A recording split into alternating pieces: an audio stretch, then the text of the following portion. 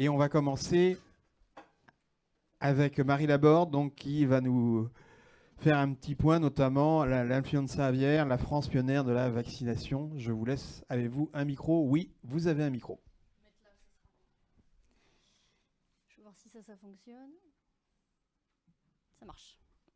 Bonjour à tous. Donc moi, je vais ouvrir cette séance sur le retour du foie gras grâce notamment à la vaccination contre l'influenza aviaire. C'était un long chemin pour notre filière puisque c'est une filière qui en fait connaît l'influenza aviaire depuis 2016.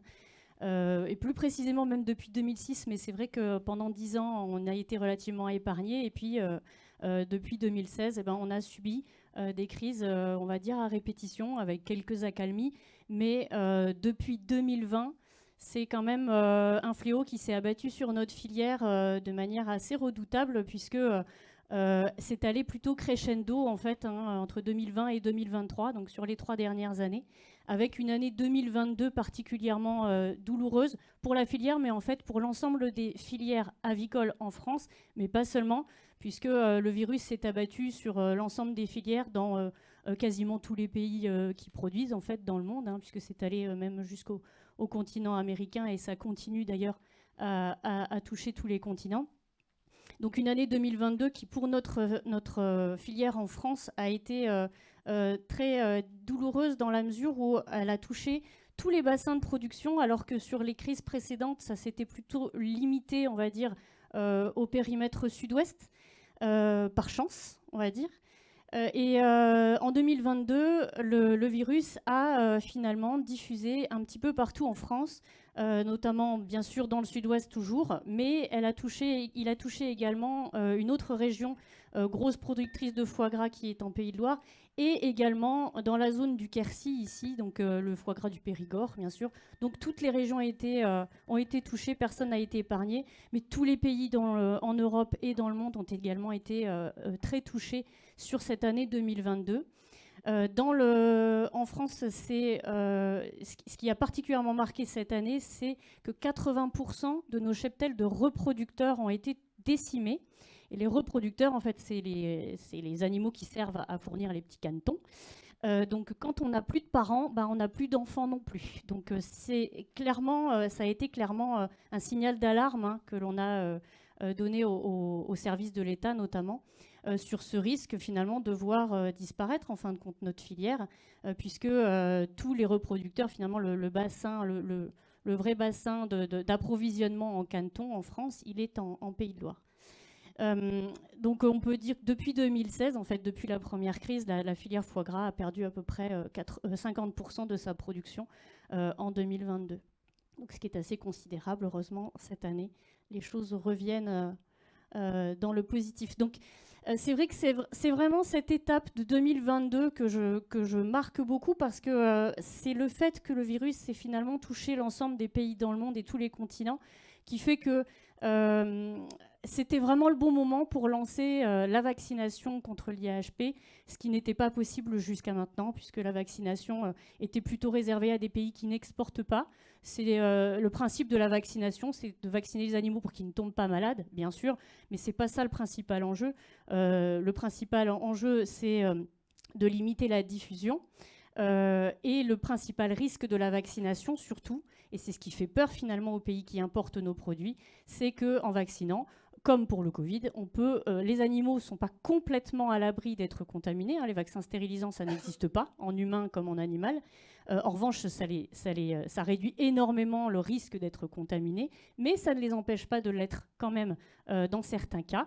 Et avec la vaccination, on cache tous les signes cliniques, donc on ne voit rien passer. Et c'est ça le principal enjeu de la vaccination, qui fait que jusqu'à présent, on n'y était pas allé, puisqu'il y avait d'autres mesures de prévention qui étaient possibles. Mais quand on arrive finalement au bout des mesures qui sont possibles, la vaccination devient notre solution finalement, enfin la dernière solution, on va dire. Et le principal enjeu qu'on avait, c'était de pouvoir garantir qu'on ne prenait pas le risque de voir circuler des virus sans les voir passer.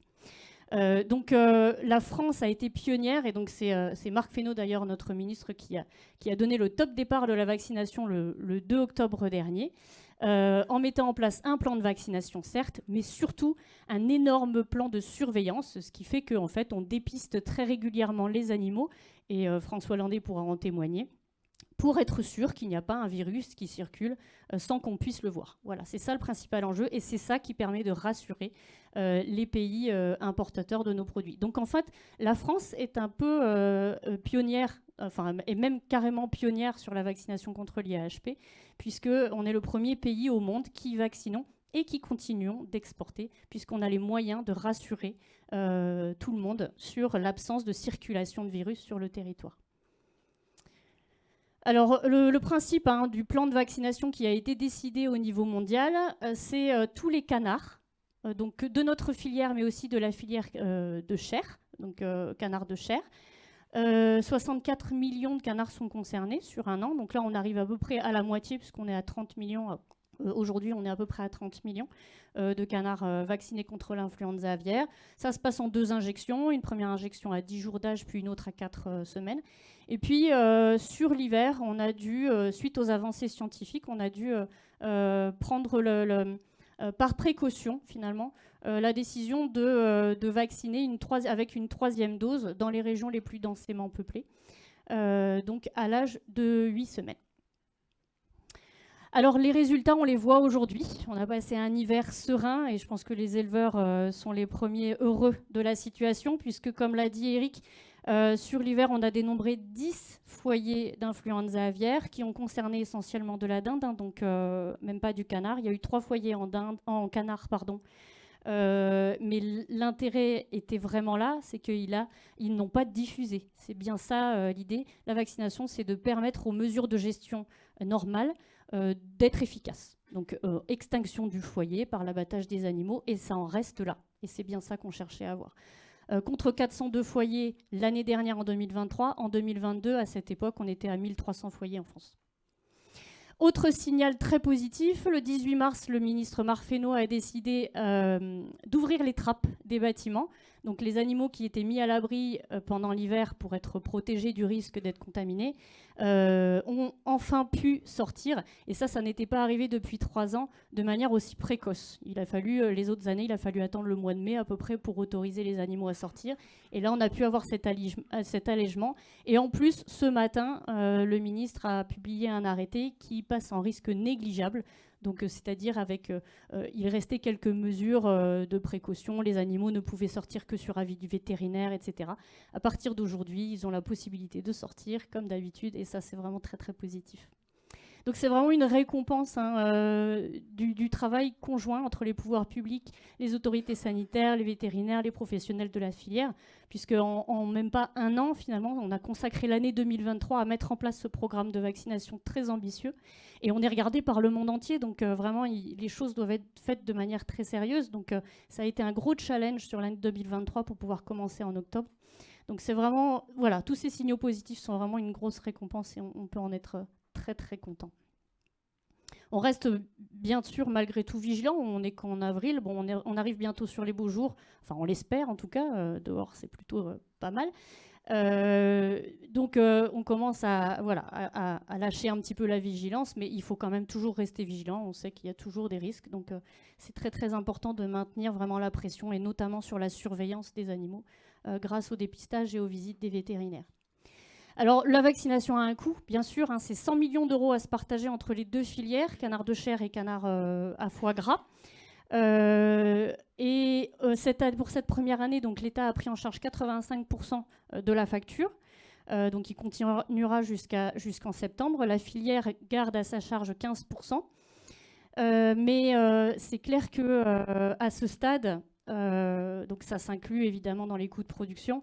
À ce stade, il est difficilement envisageable que l'État baisse sa participation. Donc il y a quand même une forte mobilisation de l'ensemble des membres de la filière, des 2 filières d'ailleurs, pour réclamer un accompagnement de l'État, au moins au même niveau, notamment parce que de toute façon, la vaccination coûtera toujours moins cher que les abattages préventifs qu'on a pu connaître, et les indemnisations. Et puis surtout parce que on est en phase de construction, on est toujours en train d'apprendre. C'est un petit peu comme le Covid où on a vu des doses qui se sont rajoutées, des nouveaux vaccins qui s'ajoutent. Nous, c'est exactement pareil. Un nouvel appel d'offres a été lancé par l'État qui a finalement ouvert la porte à un deuxième vaccin qu'on ne connaît pas. Donc il va falloir pouvoir le tester, commencer à apprendre aussi avec ce vaccin-là. C'est un vaccin qu'on peut administrer au couvoir, donc sur les animaux d'1 jour cette fois-ci. Donc il va falloir pouvoir recueillir des données scientifiques. Donc on est très appuyé par l'ANSES, par l'école vétérinaire de Toulouse et l'ensemble des vétérinaires pour faire ces monitorings au quotidien de ce suivi. De même que la surveillance telle qu'on la met en place aujourd'hui, qui est très très stricte, peut-être qu'à terme elle pourra être allongée selon les avis scientifiques, mais aujourd'hui elle est très coûteuse. Donc tout ça fait qu'on est encore en acquisition de connaissances et il nous semble justifié dans ce cadre-là que l'État poursuive son accompagnement. Merci de ces propos. On a juste le temps s'il y a une question ou alors on gardera les questions à la fin de cette première séquence. Pas de questions ? Merci beaucoup Marie Laborde.